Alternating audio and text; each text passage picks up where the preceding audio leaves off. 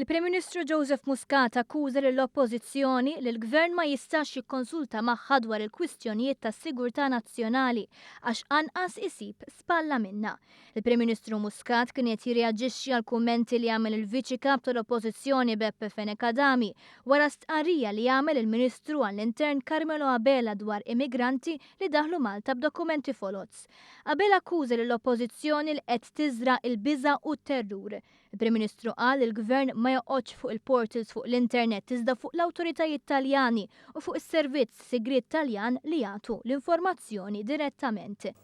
U waħda mir-raġunijiet għaliex qegħdin ngħidu li wara t-tmiem tal-Valletta Summit u taċ-Ċogħim ħanżommu dawn ir-restrizzjonijiet, ħanifhmu kemm kbira din il-problema. Alla ħares li jien gburi sur President li ħadd id-deċiżjoni fl-aqwa interess tas-sigurtà tal-poplu Malti wawġi. Nerġa' ngħid mhux għax hawn xi theddida ta' terrorizmu jew hekk kieku hemm xi theddida simili aħna l-ewwel nies li niġu nitkellmu dwar hekk.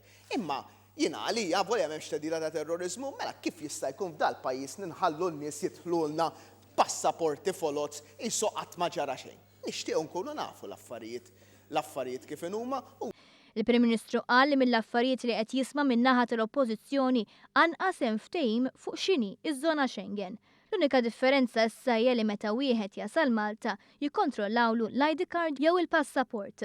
Dwar il-każi li nqabdu riċentament, il-Prim Ministru qal il-passaporti foloz ma ħarġux minn Malta imma minn pajjiżi oħra fosthom l-Awstrija u l-Greċja.